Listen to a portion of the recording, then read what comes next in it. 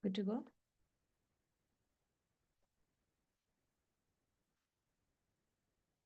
Hello, everyone.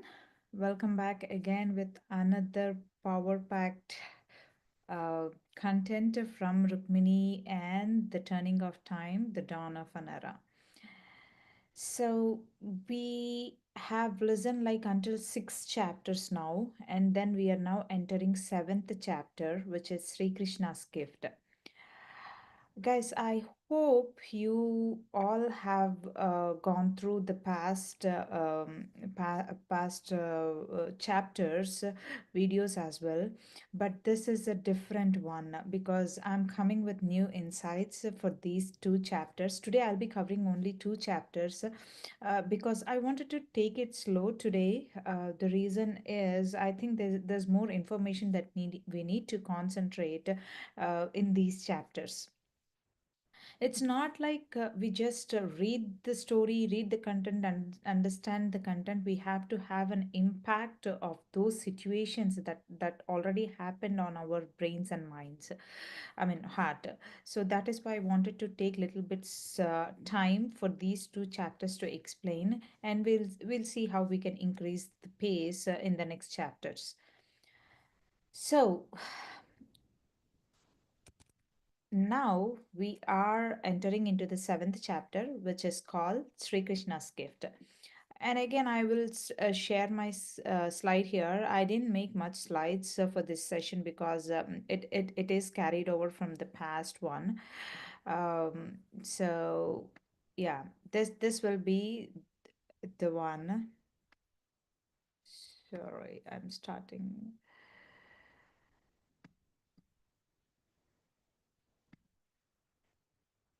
So this is the chapter. These are the chapters that we are looking at this session. We already spoke about adjusting to a new life and Rukmini's childhood, and we'll see Sri Krishna's gift and and a Sparkus lit chapters.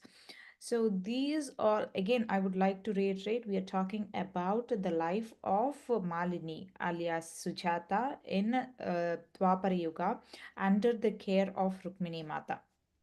So she already started living in women's quarters, and she was already in depression, losing her partner, and also she was struggling there to adjust and also adapt the new lifestyle in women's quarters. And we already spoke about how she is adapting and how is she taking that situations and learning from the situations. Now she had an excellent privilege of visiting Sri Krishna. But did she visit Sri Krishna? At this chapter is what we are going to take a detailed look on. So the story starts with Anjali visiting the women's quarters. We all know who Anjali is. Anjali is an immediate aide to Rukmini Mata, right? So she has to go to Rukmini Mata and serve her and be an aid to her in all the matters because the society is increasing, and the tensions in the society and across the Kauravas and Pandavas are also increasing, and there's much more for Mata to do. So Anjali decided, and Mata has given a chance to Anjali to serve her in every step of that life. So she has shifted to Rukmini. She has shifted as an immediate aide to Rukmini Mata, and that place as an in charge of women's quarters has been taken over by Sumati.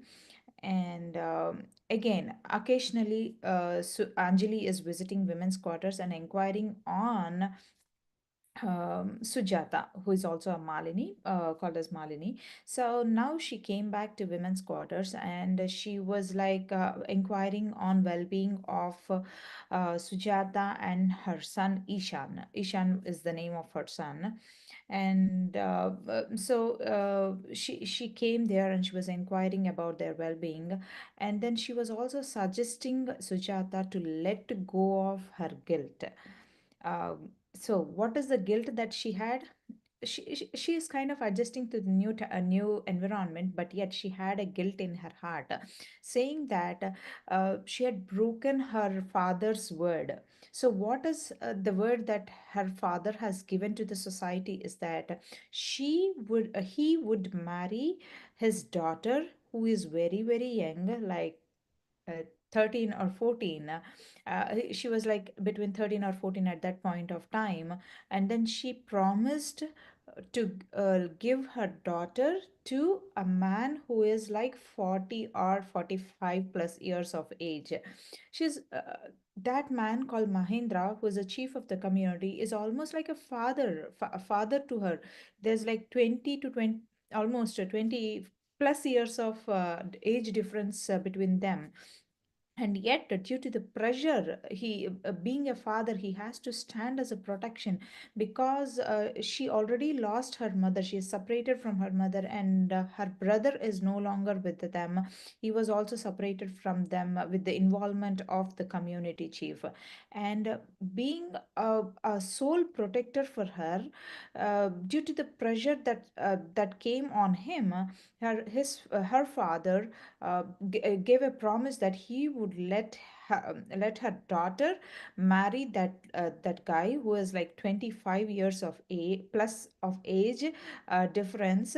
When she just finished when she finished her performance as a Durga Mata or Kali Mata, and as soon as she received the fame, she would let that guy marry his daughter. So that is the word that was given to the community chief. So it is all up to us to understand if this word given by her father is a valid one or not. And then people in the community started calling it dharma, because once a word is given, it we have to stand on it, is what of course the dharma rule is, right?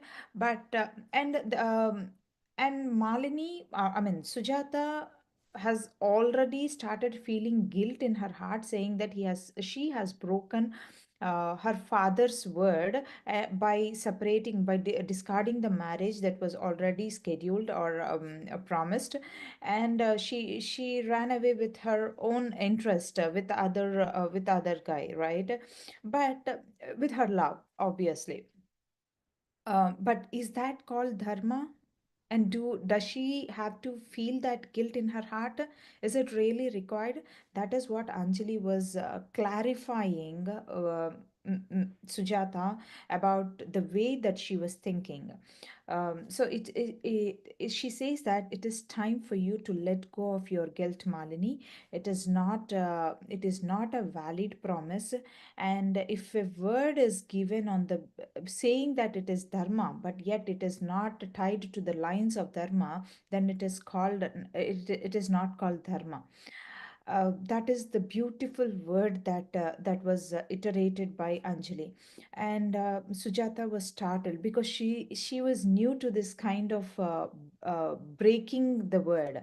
Um, so she started feeling she was startled by her words, and she asked for more explanation on this. And then Anjali was making sure that it is not a bad omen to break one's word if it is not tied to dharma, is what she explained. And I would like to read the lines for you here, because this is an important life, because often in these societies we are following the rules and regulations that were practiced from olden ages, saying that these are the right rules, this is called dharma, this is how our ancestors followed, right? We have to start thinking on those lines. If this is really a dharma, then of course we should not back out from it. But we have to have a discrimination in our brains. That is why a human brain brains are given for humans. So I often listen to this word, it is all well scripted in humans life, that how a situation should execute, how it should not execute. Then why do we worry? It will happen as it is scripted. So for this, I have a different opinion. You know, it is all well scripted in animals' life too. It is all well scripted in humans' life too. And it means that don't we have a difference between animals' life and humans' life? Animals would subject and succumb to the scripted things, because their way of thinking was little bit different, right? And the flight or flight action is what it makes them think. But they were always subjected to the scripted thing in their lives. But as a human, the brains were functioning in our body to discriminate between the right thing and wrong thing, live about the script that was already written.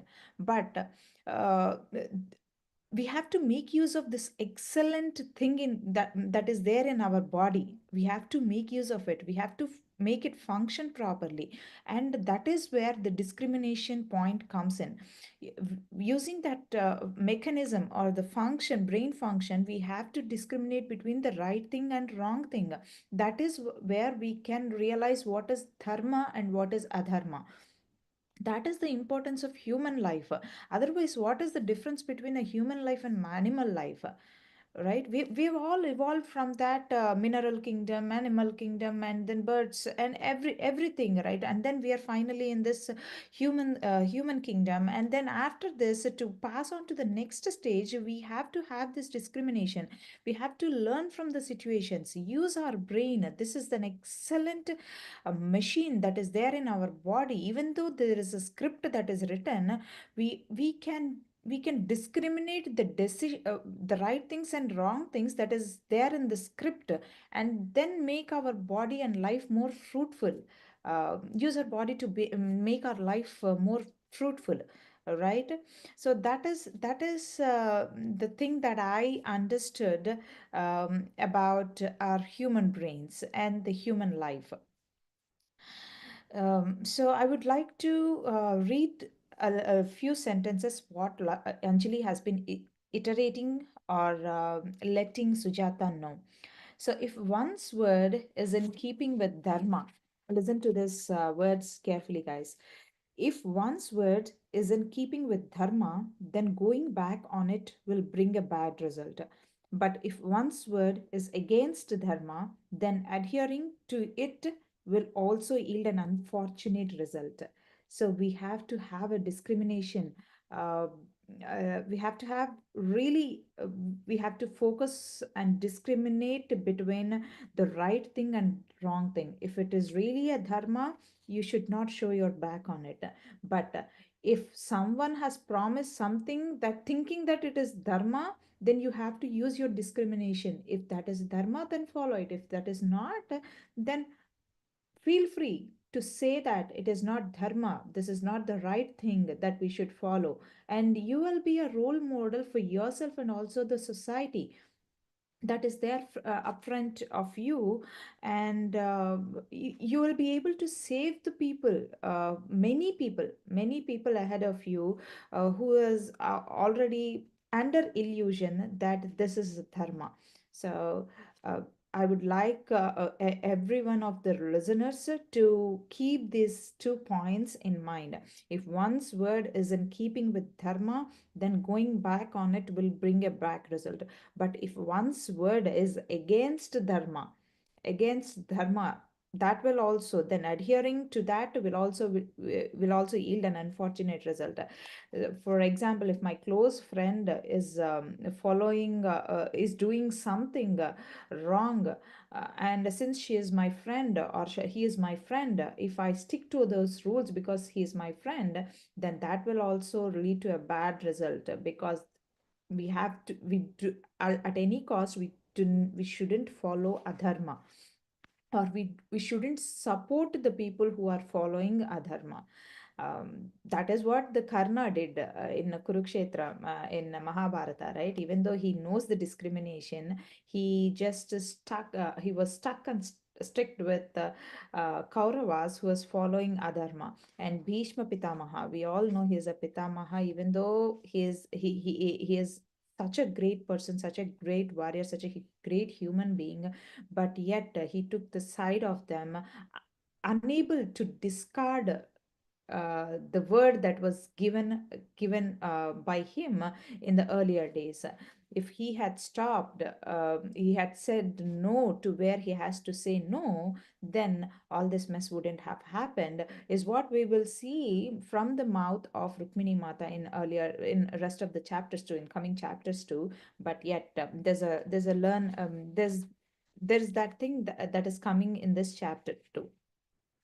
So, yeah, one must have the discernment to know which is the better action, breaking a wrongly given commitment or keeping it, despite the suffering it will cause.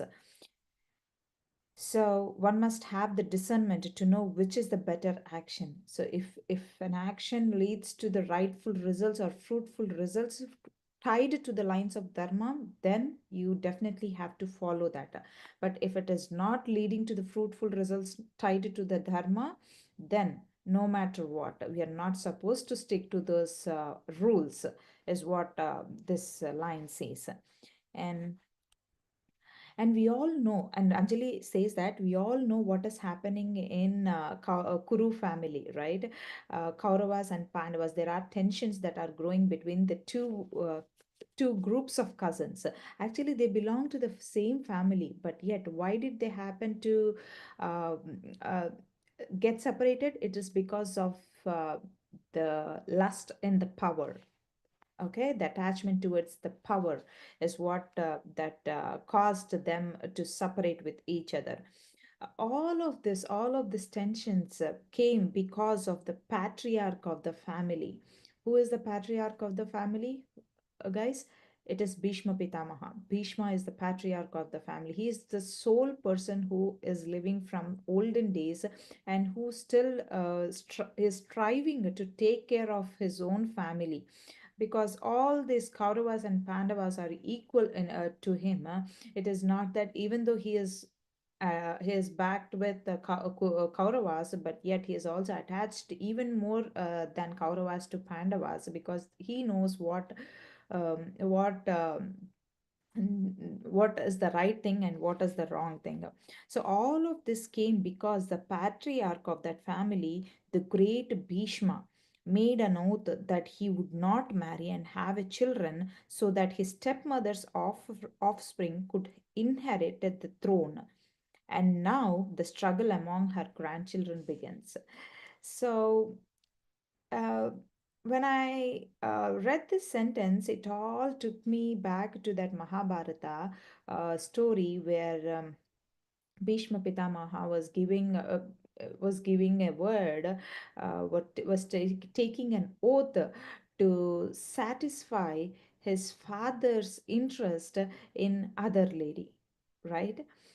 So when he wanted to that, of course, it is his will to his interest to satisfy his father. There's no wrong in that, according to my opinion.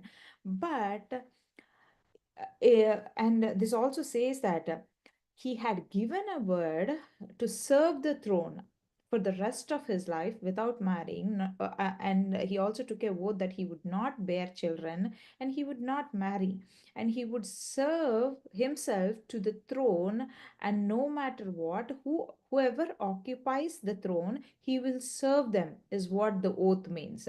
So when taking the oath, the thing is, like, they have to stick to the word. Now what has happened eventually? Who were placed in that throne? Who took that throne? It is the wrong people that were sitting on the throne. And if the wrong people sits on the throne, or the leaders, if there are wrong people or wrong leaders that are in the power, how would that impact society? It's not that easy to come out of it, right? So they will execute the rules that are not well-being for the society, and in turn, who is responsible for all these things? It is Bhishma, because he is so I mean, he's so capable of ruling the kingdom, and he knows what is dharma and adharma. He knows the discrimination between dharma and adharma. Yet, he is not taking his response. He is not executing his responsibility to serve the society despite knowing the facts, right? And the wrong persons, because of him, the wrong people have inherited the throne. And what were they doing? They doing this to the society. They were not executing the right things. They were making the society to subject to fear, and they were executing the wrong rules and regulations. So instead of that, had he promised to serve dharma, then this would have taken a different turn, right? Do you believe me? And I mean, think yourself. Had he taken a word to serve dharma, then it would have been very different situation. He would have stopped where he had to stop the people, and he might have ruled, of course, or he might have backed the Pandavas. And then if he had backed the Pandavas, then there's no way that Duryodhana is coming and sitting in the war, right? Because he has this wonderful gift of ichamaran in the sense, he can die on his own when he wishes. Is the boon that he has given by his father, because he has sacrificed his life for his father, right? So seeing that in power, seeing that thing, putting that thing in back of his mind, Duryodhana came to the war, and this led to the massive destruction of people, society, and everyone. So guys, look at what we are following. Look back to what we are sticking to. We look back where we are stuck to. Are we following the right words? Are we following the right rules? You definitely, there's no wrong that you should listen to elders. You should listen to people in front of you. You should listen to everyone in front of you. Just have that detachment, and then use your discernment to realize what is important and what is not important, and what is the rightful way of executing an action is what you definitely have to think. And when you're sticking to the rules, you just have to use your discrimination if you're sticking to the right rule or not. And you can definitely see this, Bhishma Pitamaha, he had stuck to the wrong rule, which eventually led to a massive disaster in the kingdom and also the society. So and then Anjali was enlightening, was trying to educate Sujata, if about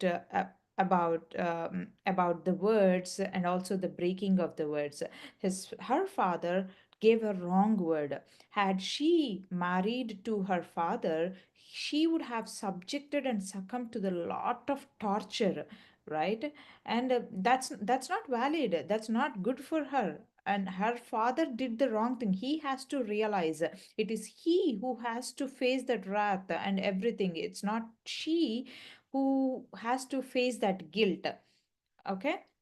So that's what Anjali was trying to educate. So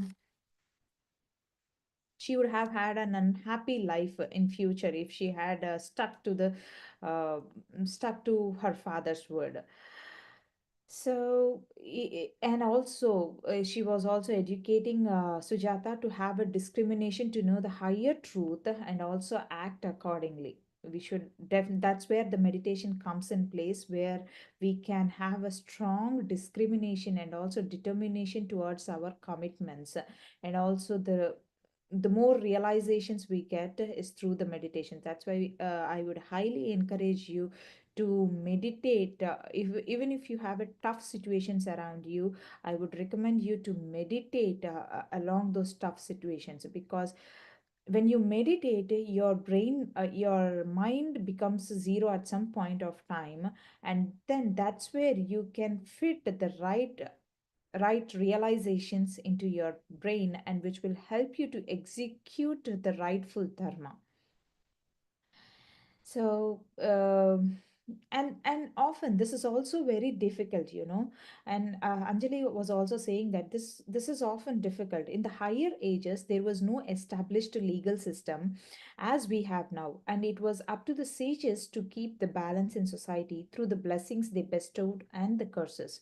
We already people who already read uh, untold story of Sita could already know that how there was an established system through the sages, because if the sages have blessed the society, then that is when a blessing comes. There's a positivity, there's everything goes good. Nature also was subjected to this blessings of sages. But often what happened was, due to the trigger of emotions, immediate emotions, they couldn't actually catch hold of those emotions, and they usually at some point of time they could easily trigger, and then they release the curses, and then they used to curse people, and also they used to curse the nature, some of the nature and devatas too. Because of that trigger of emotions, and unable to handle those emotions, the nature is like subjecting to lot of things and undergoing lot of things. So innocent people have been suffered, not only the people who did wrong, but also the families of the people uh, who did wrong uh, was also suffering due to their curses.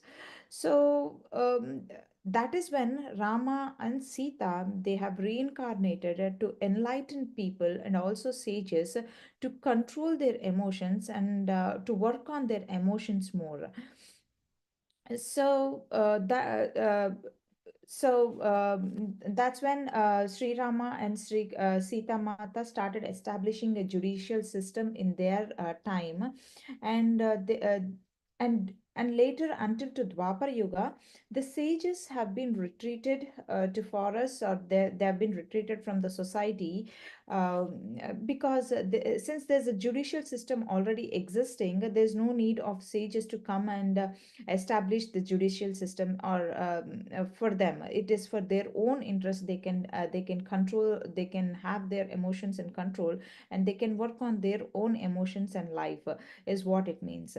So in these judicial systems, usually the ministers and the courts are the responsible responsible ones to deliver the punishments. They also cannot provide just if they cannot provide. We have had a situation, say, where even the judicial systems could not provide the justice.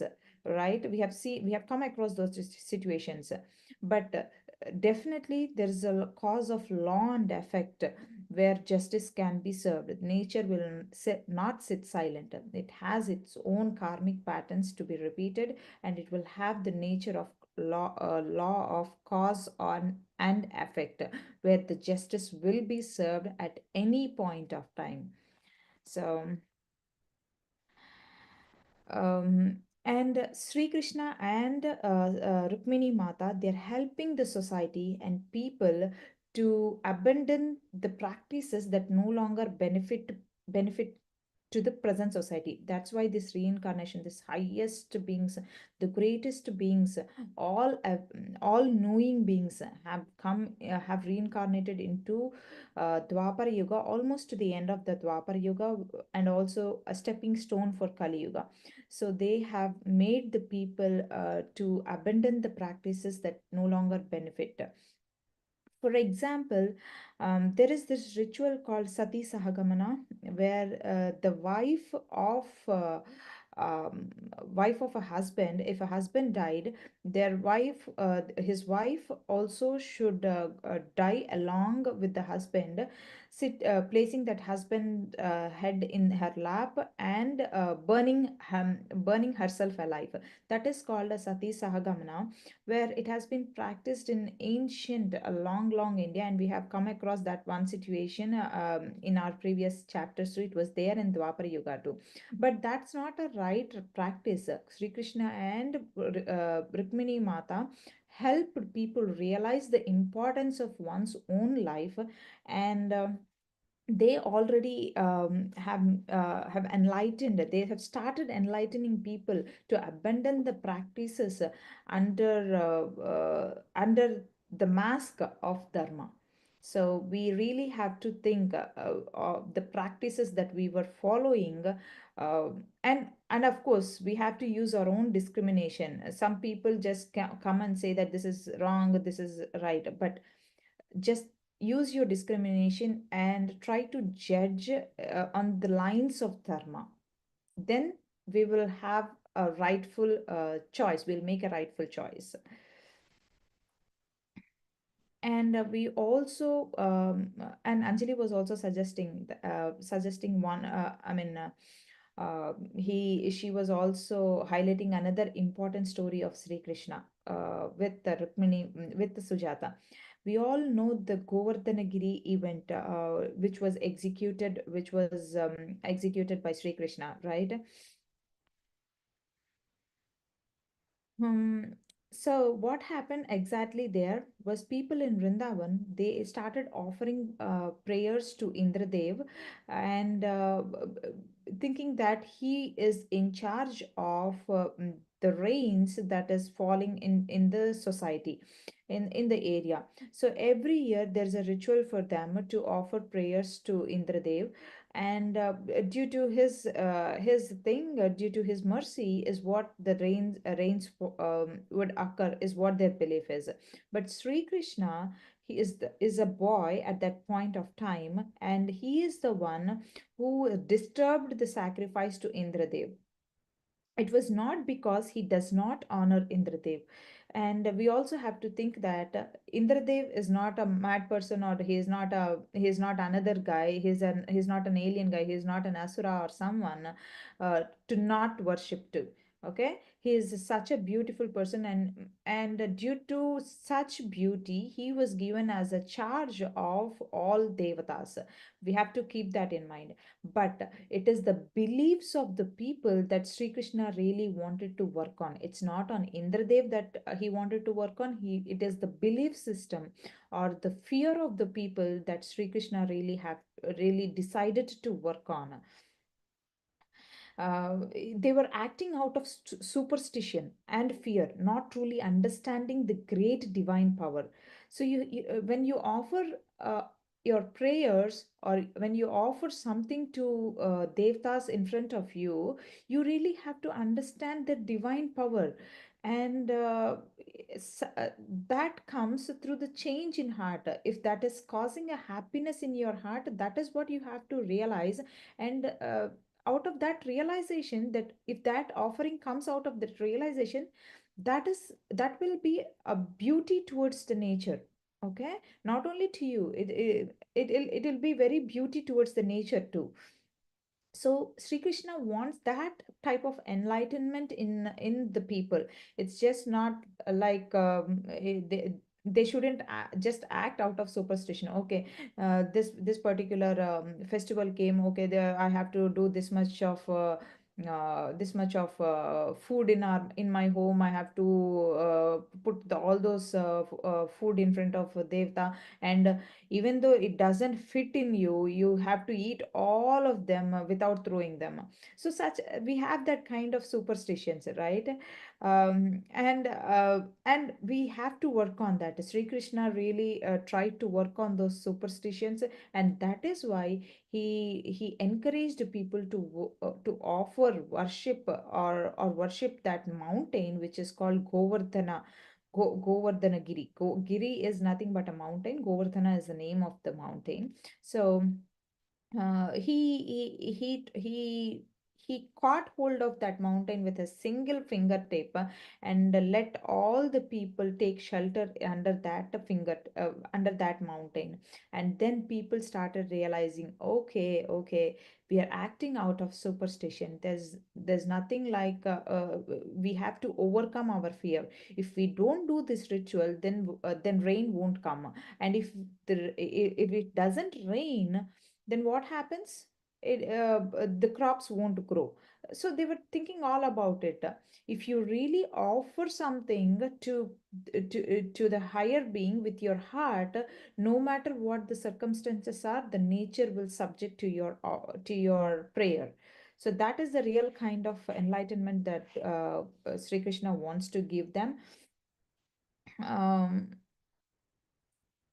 Similarly, we must work to break undiscerning adherence to commitments made under duress, commitments that do not lead to the greater good.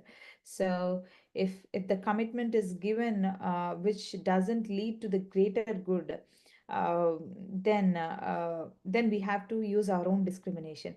And let us go back to the word that or oath that Bhishma Pitamaha has given. Now he has given that word at that point of time. The situations were different. He wanted to make his father happy, and then he wanted to give his father a good life. So that's okay. Under that circumstances, that is okay. But at later point of time, what happened? Did that commitment give a greater good, result a greater good, and result in a greater well-being of the society? No, right? And still he was stuck with that commitment. And it's up to us to think if the commitments are causing the greater good or not. That's where our human brain comes in and our discrimination comes in. And and of course, Sujata, Anjali was also trying to enlighten Sujata about his words, and you have to let Uddhav go, because you have to let your guilt about your father's word go from your heart. That's when you will start realizing the higher importance, higher self's importance, and which you will be able to learn more. And that's what she was saying to her.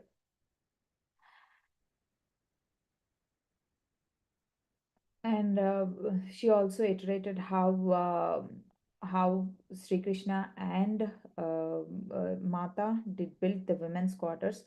Parvati Mata once appeared to Rukmini Mata and showed the plight of women in distress.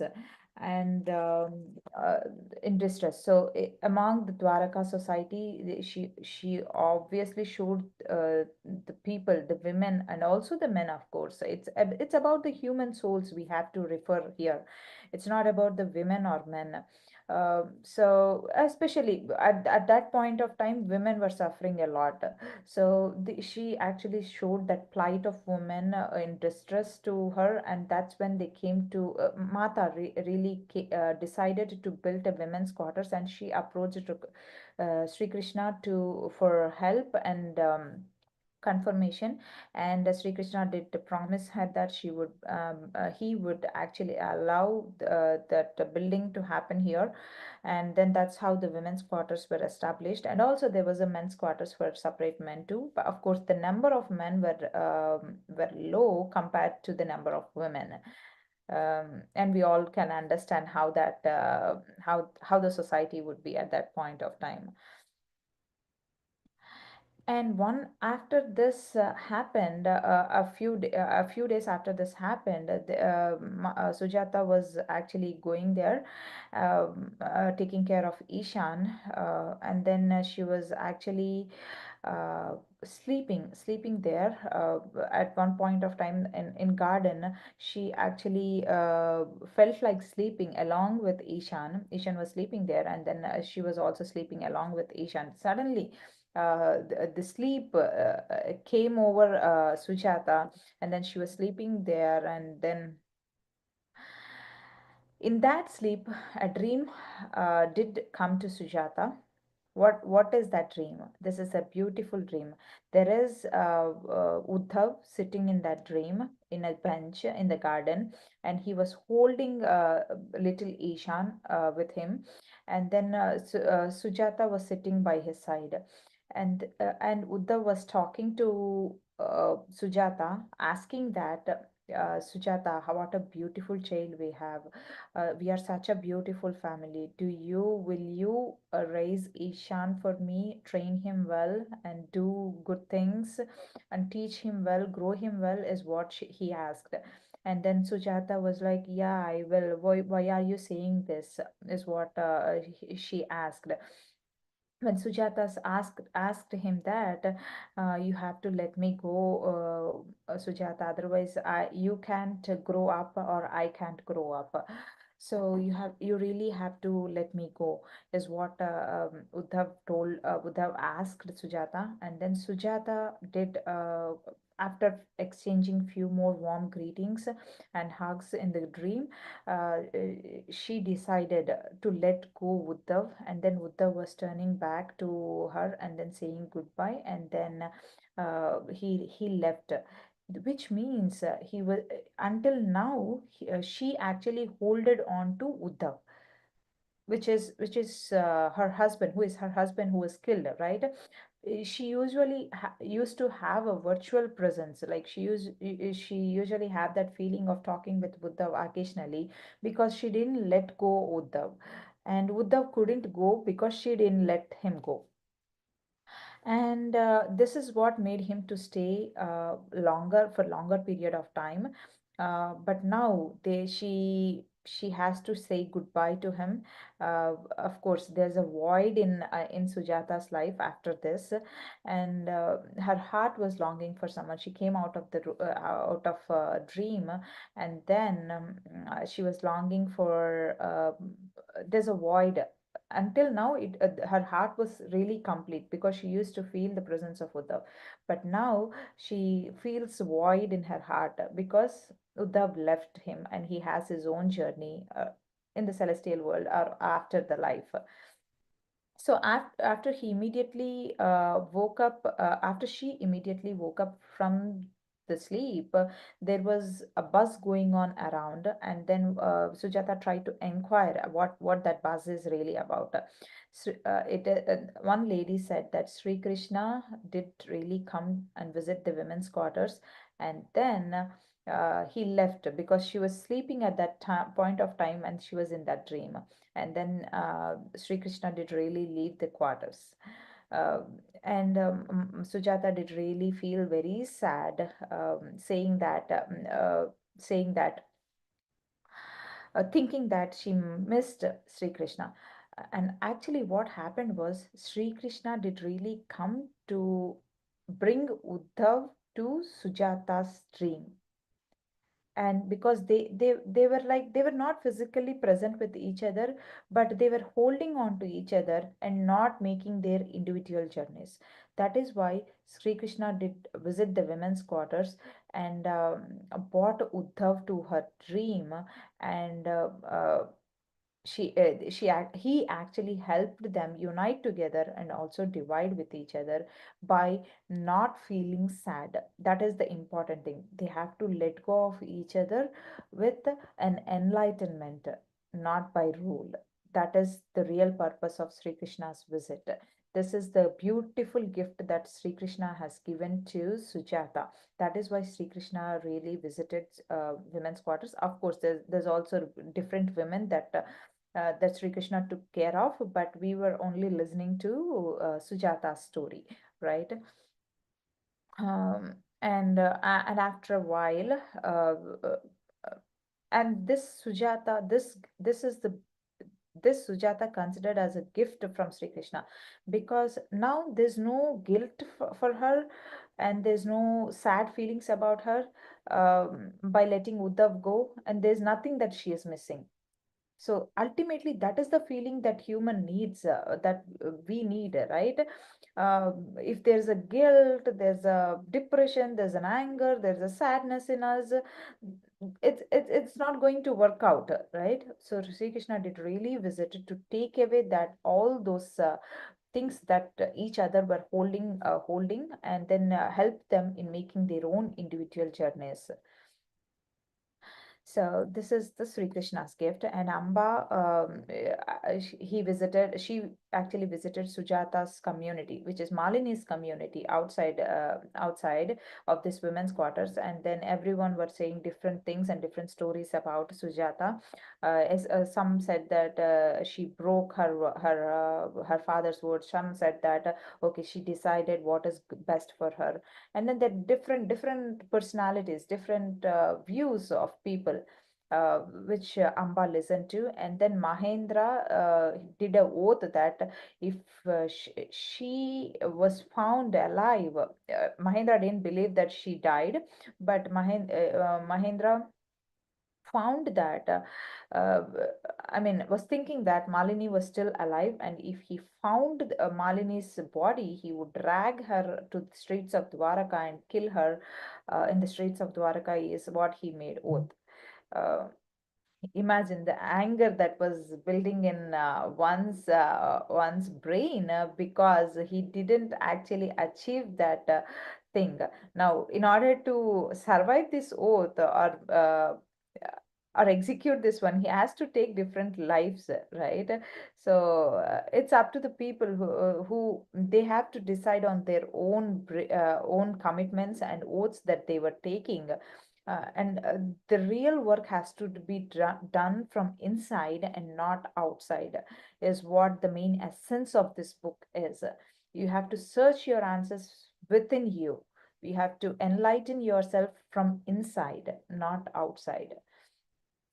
So yeah, this is one such story, and Amba and Sujata were thinking that it's best for Sujata to stay inside the women's quarters rather than going outside, because there's a lot of hatred for her in the outside this women's quarters. And one day, and also they were exchanging that Sri Krishna did actually. I missed Sri Krishna, Amba. So yeah, I couldn't actually visit Sri Krishna. I was sleeping at that time, but there was a dream at that point of time, and then they realized that it was Sri Krishna's gift for her, and that's the reason why he came to women's quarters, is what they realized. And suddenly, after one day after Amba left, Sumati, who is in charge of the quarters, she came running towards Sujata, and then she urged her to carry Ishan with her to eastern gate of palace to meet Sri Krishna. So she had a longing desire in her heart to meet Sri Krishna. Such was such was his love towards the nature. It's not about a figure they were trying to visit. We all know how Sri Krishna's love would be, right? It's not about the physical presence, it's not about the name of the Krishna, it's the vibration of love that he has when due to his presence, is what the people are longing for. It is the same with Rama too. So when Rama was there, uh, it is the vibration of love that he is emitting around his surroundings, is what people were attracted to. So yeah, even with Sri Krishna too, that's why people long very much to actually have that be in the surrounding of that blissful state that is emitted by Sri Krishna.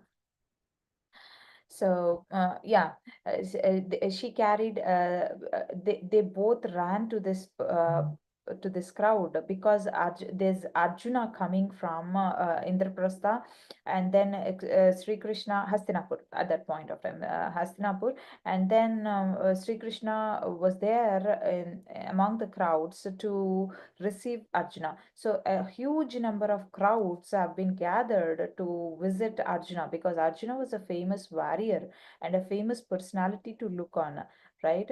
So they were actually grouping together to visit Arjuna and Sri Krishna meeting with each other. And guys, I would like to say that Sri Krishna is like a sun, and then Arjuna is a moon. Both of them, a sun and moon coming together, is in a wonderful scene, wonderful observation that people can visit, and there's a lot of positive vibrations that people can receive due to that combination. Uh, is an higher understanding that we need to understand. But for the people, it is like Arjuna meeting Krishna meeting Arjuna, and both coming together and walking together. It's what they have to visualize. They're visualizing, and then they wanted to really feel that presence, and then see how it is actually happening. So, when they gathered through the crowds, it was huge number of crowds, and they were pushing on each other. They were doing all sorts of things to have a glimpse of this famous warriors, and also have a visual of both of them. And due to little Ishan was crying because of the huge crowds, because women's quarters was such a peaceful thing, without noise and without all the stuff. But when they suddenly came outside, little Ishan was a little overwhelmed, and he was crying because of that overcrowded thing, because he was not used to this overcrowd situations and all, right? So he was crying, and despite of that, Sujata, she was wearing this turban. In olden days, ladies used to wear the turban over their head, which is a part of their sari, which is part of their dress, to cover their face, right? So that turban just flew off, and then due to that pushing and pulling with each other among the crowds, Sujata had a closer look at Arjuna, and Arjuna's eyes fell straight on Sujata. So it is like she was struck with that eyesight. Once Arjuna looked at her eyes meeting with each other, there is uh, some kind of a reflection that happened, and something happened inside her heart. Sujata didn't know what it is, and readers wouldn't know what it is, but we'll see what it is in the next chapter. you know and what is it? Because of the eyesight, what happened due to that eyesight? She was just stuck with this, was staring at Arjuna like this, and Arjuna was wearing a lot of gold from head to toe. And I would also like to emphasize the importance of gold here. Gold is the highest receiver of energy, and where I read in one of the book. So it is the only element that is available in Earth, and that is why most of the figures or aliens outside of our Earth were attracted to the Earth, because there's one such super element on the Earth called gold.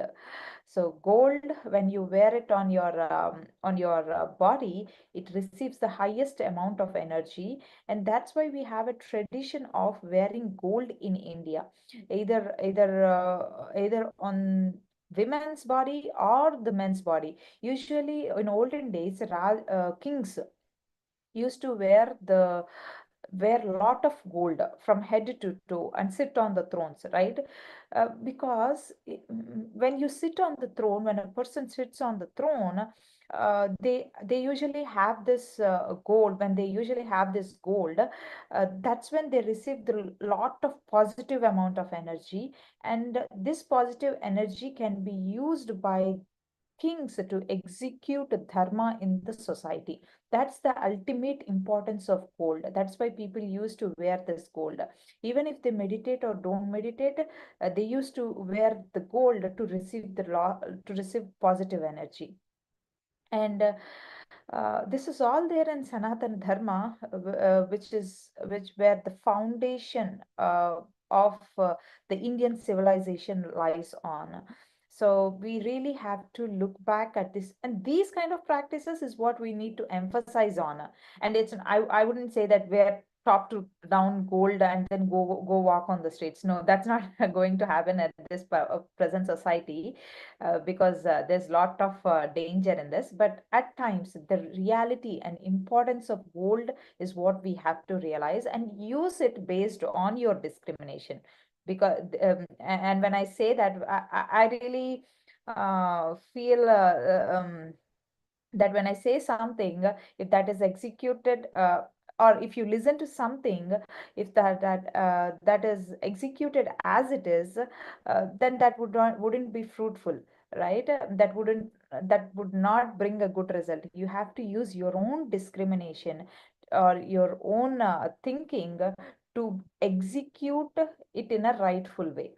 Okay, don't just wear the gold from top to bottom and then go walk on the streets. That if you go like that, then someone will come and rob you, and there's a bigger negative thing that will happen. Okay, so at times realize the importance. That's why the rajas or the kings or the queens, especially the kings, used to wear the gold to have this to receive this lot of positive energy, and then use that energy. If you have a positive energy in your body, your thinking will be straight, your actions will be fruitful, your execution of dharma will be fruitful, and then the society will live up to its up to dharma, right? Society will live in a rightful way, which is because of which is because of this positive energy. So there are tools in our ancient Indian civilization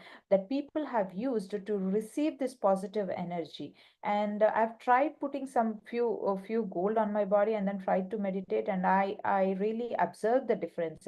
There's a lot of vibration inside the body where the gold is there, is present, and where the gold is not present, where we can observe the difference between both of them. So if someone has thyroid, you can tie something here and then try to meditate. Maybe that will help you. And don't just rely on these facts, but this is just a tool. I would say this is just a tool to actually help yourself without any cost. You can make use of your tools by actually following these tips and determination to use these tools.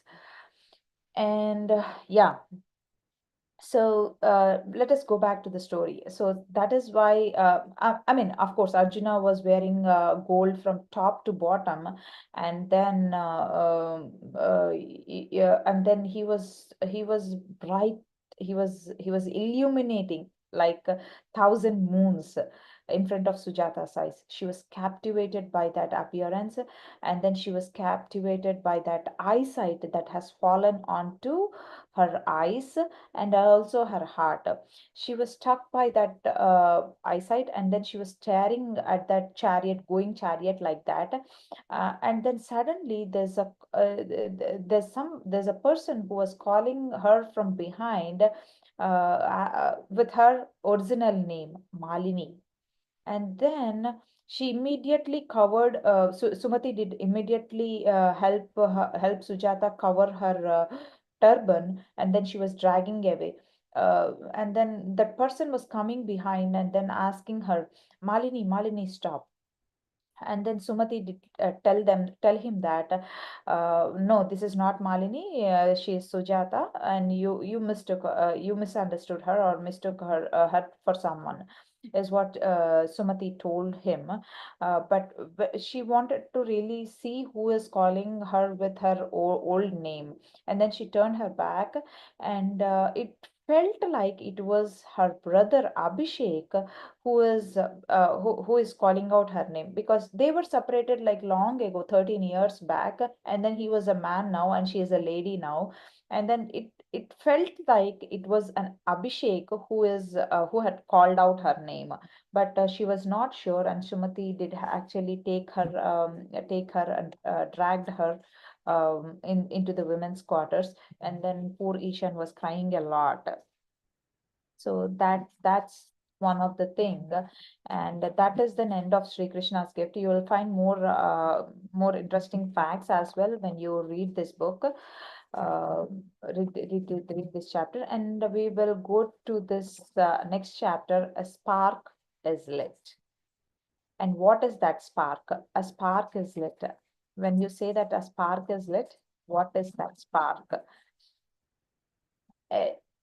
So after Arjuna's visit to Dwaraka and helping having a glimpse of Arjuna's eyesight in front of her eyes, she was a different person. She came back to those women's quarters, and then her void. She was feeling that void after Uddhav's separation, right? Virtually, of course. She was separated physically long ago, but she was now separated with Uddhav again, even virtually.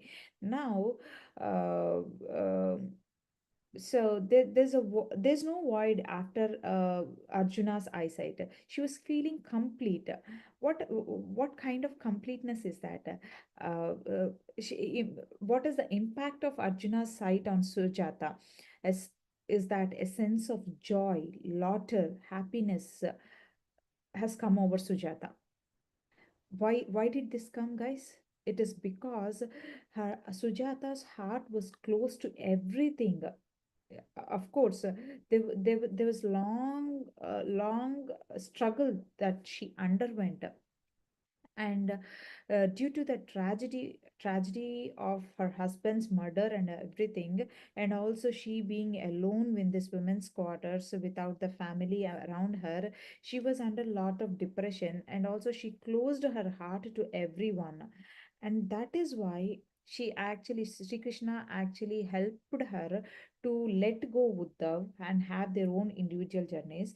And even though after that there's a void, and there should be a person from her life who actually can crack or open that heart. And Sujata is a person even from the past life. After Meenakshi as well, there's a life in Treta Yuga for her, where she continuously constantly were in love. She is vibrating that love, she is loving people, she has to learn that love. And love is the person, or love is a thing, or for all of us, where we have to realize the ultimate importance, because love is the foundation of this universe. It is how it is the foundation that universe was built on.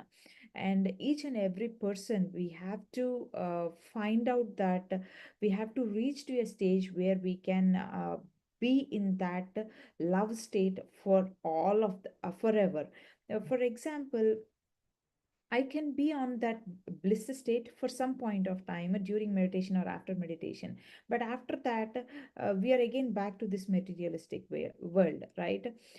People who meditate can relate to this, but but people who don't meditate also have these moments in their life.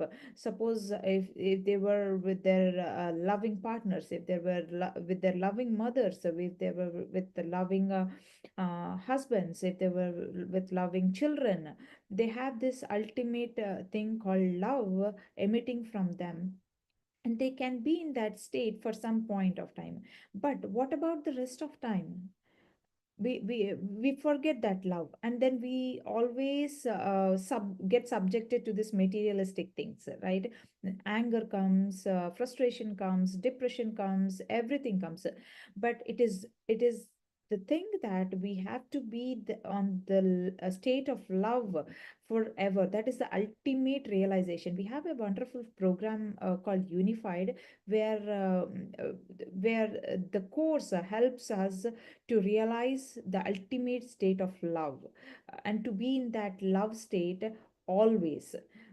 Right, so there are wonderful programs out there, but yet we actually the transformation has to come from inside. When there's a transformation from inside, and you top it up with these courses, that's when you will have you will be able to sustain in that love state forever. So Sujata was one such kind of person. Even though she didn't meditate, she used to have this loving nature around her. And that is the thing that makes Dena Merriam also so special. We have to be in she is always in that love state. almost all of the time. But now what happened was she actually closed her heart to everything outside the world, and she's not emitting that vibration. Now it's the responsibility of Mata and Sri Krishna to actually crack open, help her to crack her heart, and release that love vibrations from her. So uh, now they have taken Arjuna's help actually to make her to crack her heart, and open her heart. And the result of cracking her heart was joy, laughter, happiness, and happy state. She was in a happy state. She was laughing at each and everyone. Usually, she earlier she didn't laugh at anyone. She was just looking like this. She was walking like a robo or something.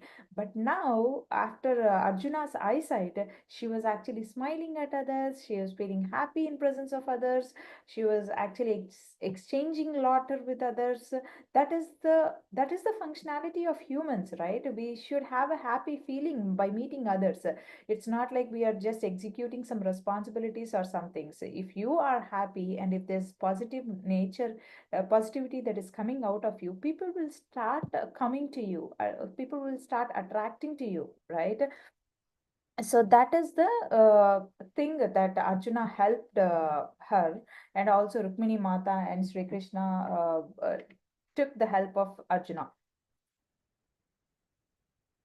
And why Arjuna is the question listeners might have, right? So why Arjuna? Sri Krishna did really come. Mata did really come there. She was all here to execute those responsibilities. They can open their heart, her heart. If Mata says something, can't it open Sujata's heart? Right, these are all the questions that ran in my mind too. But upon understanding and also having the personal experiences from past week, I had come to some realizations, and of course that is written in book as well. Krishna's light is like a million suns. So I already told you that Krishna's light is like a million suns. It's like million suns vibrating, and it is actually too much for Sujata, too bright for most of them. It is actually too much for Sujata to feel that. Now that is why Mata did actually take Arjuna's help. Arjuna is the moon, humbly reflecting Krishna's light for far easier to gaze upon. Arjuna is like a moon. We usually sit under the moon. I mean, in my childhood days, we usually myself, my brother, and my mother and father, we used to sleep on the stairs of my home and then gaze upon the moon. We don't have this electricity there, and then we don't have these fans. We never used to use fans on the stairs above. We used to sleep in an open places. Now is the time where we are sleeping inside. If we sleep outside, now the we are gone. Such was the situation. But earlier in my childhood days, we used to sleep on the terrace, where we used to breathe a lot of fresh air, and we used to have a gaze upon the moons, stars, and me and my brother used to count the stars. Who counted the biggest star? This part of section is yours. So this part of section is mine. We used to divide like that, and we used to count stars. Who counted more stars will be the winner. Such was the kind of things that we used to play with each other. And then we were actually counting I mean, in olden days, we used to think that there's a tree inside the moon. And then we used to look at the tree, and then we used to tell some stories that there's someone sitting in the moon. They were waiting for us. Such was the stories we used to cook up, and then we used to narrate the stories to each other. and then we used to sleep under that moon. Such a calming presence, such a cool moon. Such was the reflection that it has on earth, and we used to have a peaceful and serene atmosphere around us because of the brightness of that is illuminating from the moon. So that's what I remembered. And Arjuna is the one, due to his presence, it were and the illumination that he is emitting from him is relevant, is most is like a moon, right? So our hearts are more reflected like a moon, because we have to take we shouldn't take our hearts to the brightness of the sun, because if it's too bright, then it would be hard to understand the situations around us. But if it's illuminating like a moon, we will have a calming and serene atmosphere, serene presence, and also our thinking will be in a slow and steady pace, which will be more fruitful, where the actions will be more fruitful. But if it's like a sun, a lot of emotions might trigger, and I mean, of course, that might result in different ways for different one, and it might be too bright for most of the people. That is why our heart is mostly reflected or represented as a moon, where we have to go in the lines of moon. That is why most of the lineages of the higher ages, they have come from the moon. um, and in Treta Yuga, the Sri Rama family and Ikshvaku family, they have originated from the sun, and they have worked on the grounds of the sun, sun god. But in Dwapar Yuga, Sri Krishna and Mata did actually help the persons to carry the lineage from the moon. It was from the moon that they were originated, the moon lineage that they have originated, but in between it has took different turns. So now Sri Krishna and Mata did reincarnated to help people to carry the lineage of moon, because in future people really have to work on their hearts rather than their brains, and the real transformation comes from the hearts rather than brains. That is what Sri Krishna's and Rukmini Mata's work was mostly on, and really emphasized to carry the lineage of moon. And that is the special interest that Arjuna has by Sri Krishna. So uh, Sri Krishna and Malini was asking, sorry, Sujata was asking Anjali, what really happened to her, and then she told that Mata would herself come one day and reiterate to you. So when Mata did appear in front of her, she actually made her pranams to Mata, and then she was expecting questions. Mata was expecting questions from Sujata, and then Sujata asked her, what did really happen to me, Mata? What is this eyesight? Why did Arjuna look at me? And then upon looking, what really happened to me? There's something that is arising in my heart. There is something that happened in my heart which I couldn't understand. Can you please help me understand? Is what her question was. So this is very, very important. She said that you had closed down your heart, Sujata, thinking there was no more love left in you, and I needed to find a way to crack it open. Even the presence of Krishna here has not been able to do it. Krishna's light is like a millions of sun, um, far too bright for most upon. And I am glad that you have had a glimpse of my beloved Arjuna. Arjuna, he can open the wounded heart of yours. And that was a fabulous sentence. He can open the wounded heart of yours. And when you say that he can open the when any how can a person can open the wound of a wounded heart? How can he have that capability?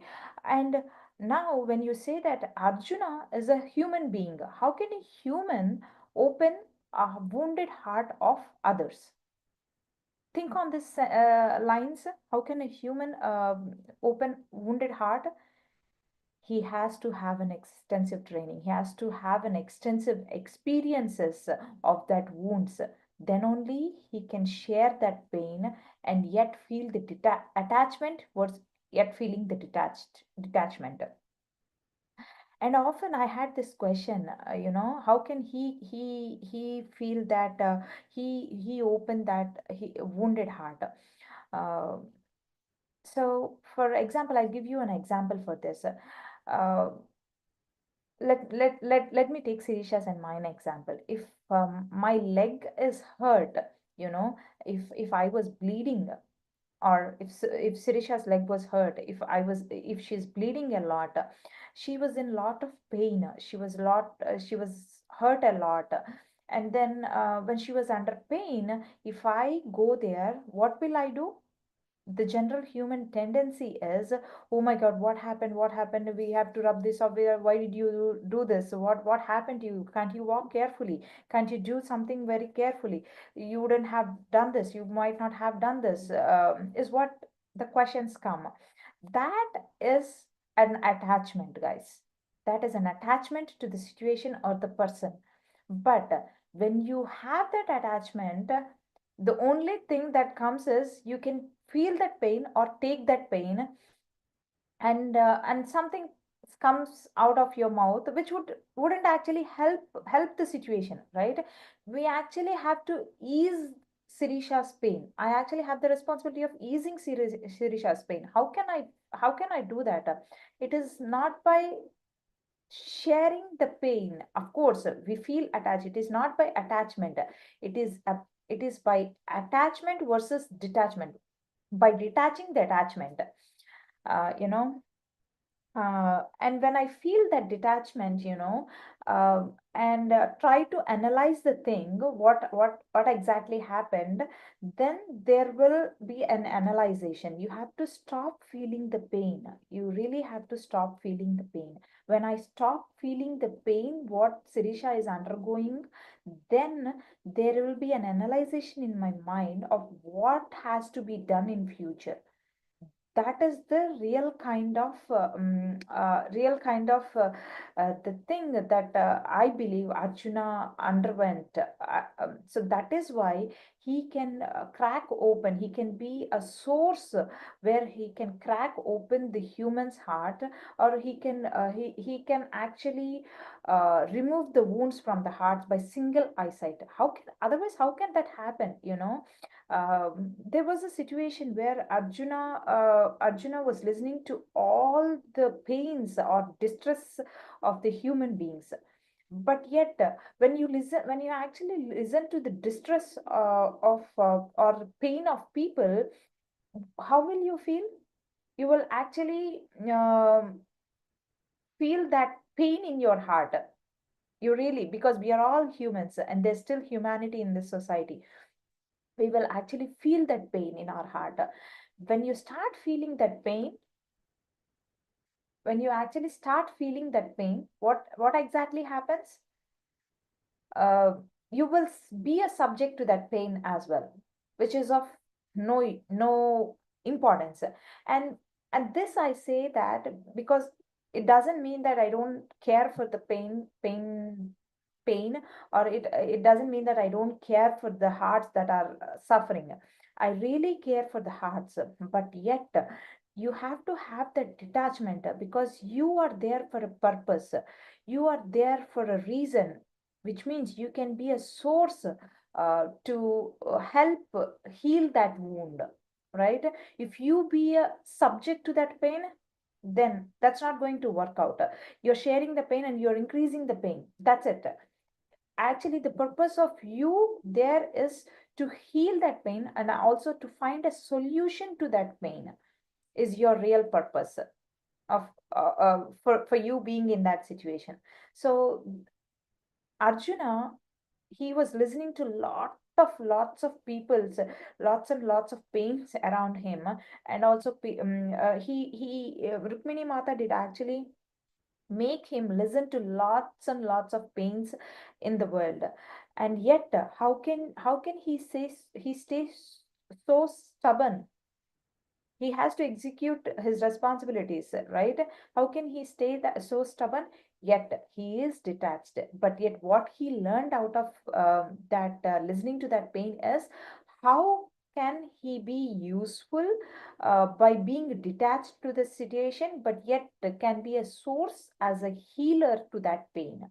And that's why upon his eyesight, he cracked that Sujata's heart open, and which is actually a benefit for her, right? Because her heart is close to everything and everyone in this society.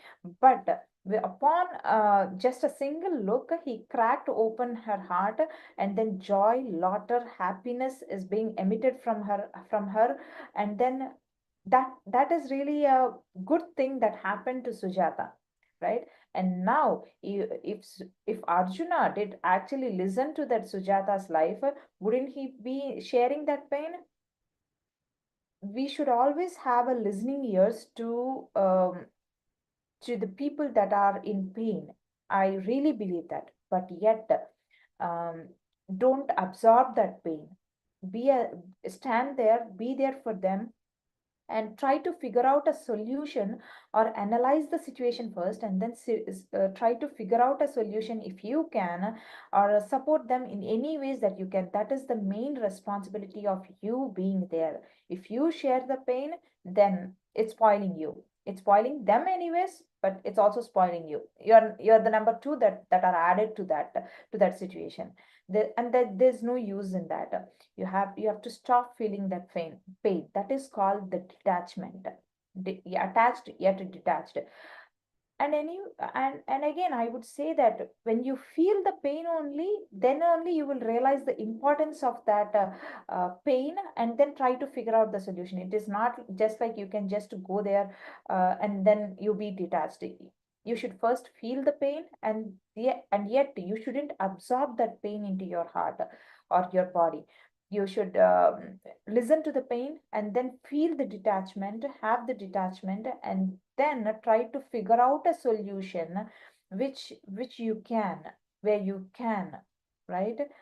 Most of the people, I also have a friend from, like, I've listened to her from past 2 weeks. She is actually taking that pain on her heart, or sharing that part, because she has a close friend of hers, and then she's in a lot of pain and distress. And then she was listening to that pain and distress, and she was subjecting and succumbing to that pain. And there's a lot of energy loss from her, where a lot of emotions is triggering from her, from my friend. And this happened, and then after that, I happened to read this story, and then I was like, okay, I had my own experience to that subjection to the pain. And then that's when I realized, okay, we have to have the detachment while listening to the pain. Don't just succumb to it. Just don't just absorb that pain in your heart. How can you not absorb? Is like, you have to have a clear line in your brain, that this is where the pain, I have to listen, yet I shouldn't absorb that in my mind or my heart, is what you have to have a clear line of mask in your heart. That's when you will be very useful for that person in pain. So hope I am clear, and it's not too much. So Mata also says that would and why Arjuna? So she asked that Sri Krishna was very fond of Arjuna, right? Is it because Arjuna was so powerful and skillful? Is what she questioned. And then Mata did clearly say that would Krishna take such an interest because he is a skillful warrior? is what she asked. She asked a question, really, right? Would Lord Sri Krishna take an interest on Arjuna because he was a skillful warrior? There are many warriors even great than Arjuna, and I perfectly say that there are many warriors outside the world even more powerful and more skillful than Arjuna. But what is that Sri Krishna attracted towards Arjuna, and Arjuna, even though there are many people who is traveling with Sri Krishna from longer ages and higher ages too, but what is the special interest in Arjuna? It is because Krishna is preparing him for the Arjuna is both. There are warriors for physical battle and warriors for the spiritual one. Arjuna is both, and that is very rare. He is a warrior external as well as internal. One must, Krishna is preparing him for the unseen battle, the one that lies within. So one must develop extraordinary willpower and utter detachment to succeed in that endeavor. He is cultivating an indomitable will. That is the training that Krishna is giving him so that he can rise into his potential and be an example for others. So if for example, um, if we have to take anyone, any leader an example, if he is subjected to pain, if there's a lot of let's take an example, if there's a lot of natural calamities that is happening in the society, and if a prime minister or president or someone who is actually sitting and crying along with the people that are sitting and crying, would that work out? No, right?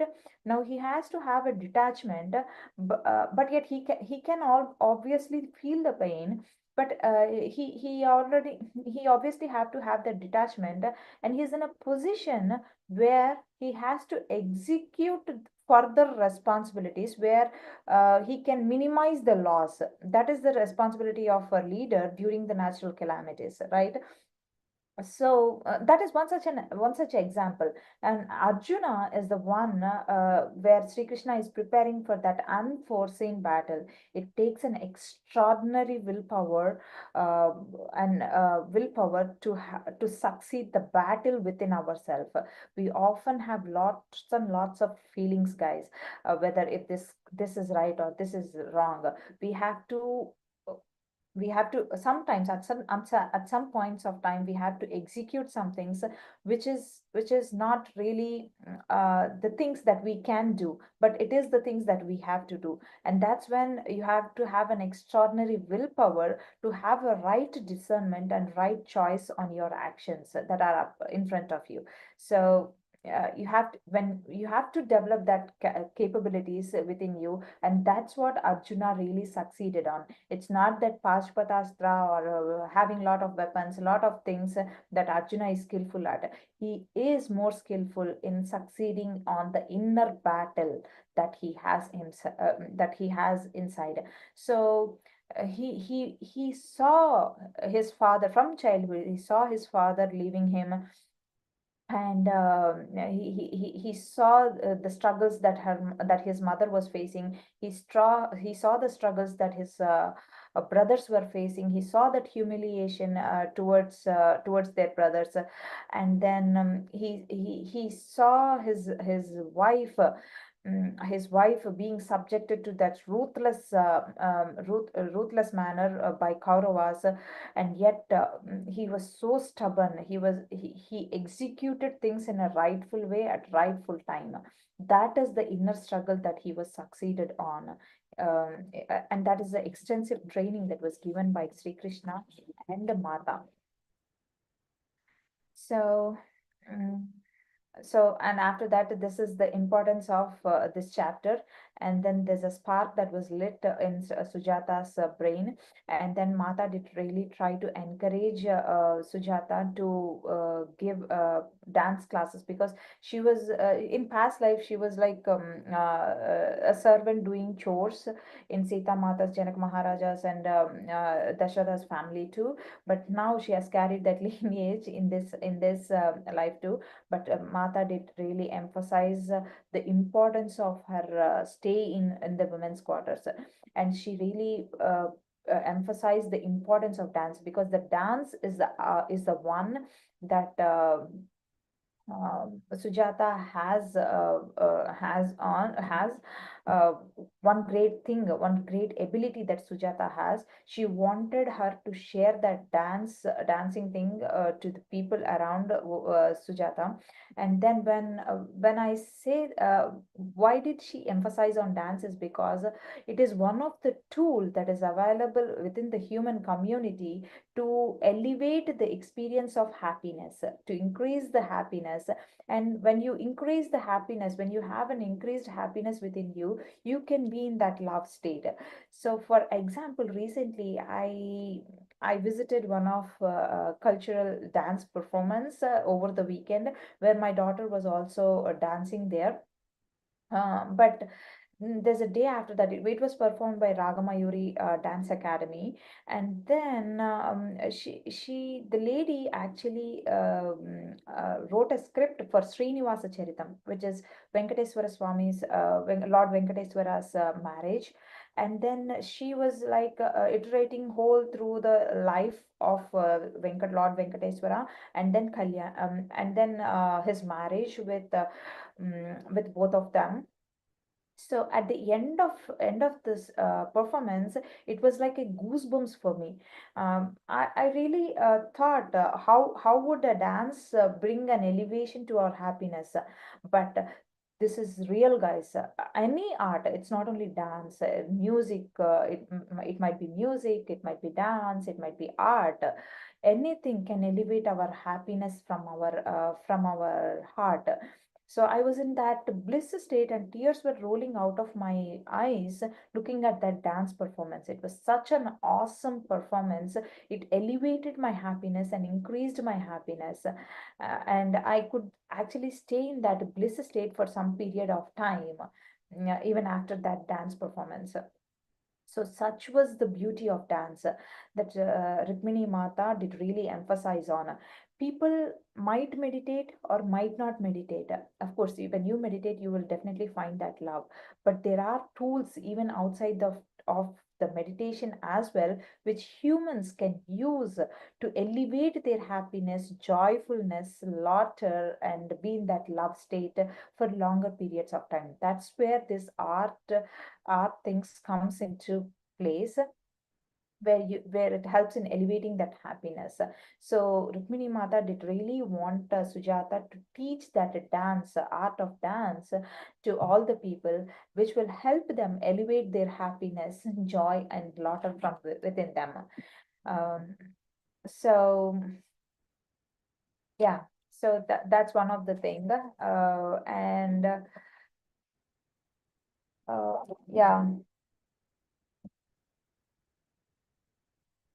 And yeah, so that is it. That is the importance of dance, arts, and everything that Rukmini Mata did really pay an importance to. And at the end of the story, Amba was discussing with Sujata, asking the importance and reality of Arjuna. Why does he have to do? Doesn't he suffer? If he has a detachment, how would he know the real pain? So Amba did really make sure to let Sujata know that Arjuna really suffers. Any person by listening to the pain will really suffer. Okay, it's not that they won't suffer. They really suffers and take that pain, but yet they can have that detachment, rising to their own from their own will, so that he can inspire us to achieve our potential, and he himself is doing as a model for all of us. So now we have a different perspective of Arjuna. I currently, until this point, I know Arjuna as a famous warrior. He follows dharma. Yeah, he sticks to the rules of his brothers. But this is different perspective of Arjuna, where he is actually helping people to enlighten through their heart. It doesn't mean that he is not undergoing any struggles. He is undergoing and he is suffering. because Sri Krishna and Rukmini Mata, they are the celestial beings. They are all knowing beings. They're suffering when they know the higher purpose.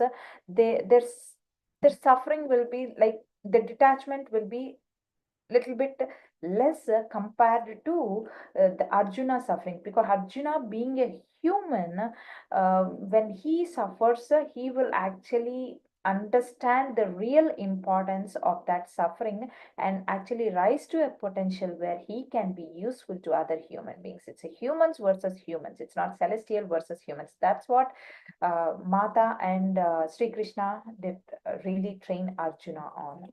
With that being said, there are many more important lines and facts as well, but I have highlighted the important ones in this chapter. So, with that being said, I will end this session here. A spark is lit, and a spark is lit, and we will wait. We'll see the rest of the chapters in next session. Thank you, Sirisha.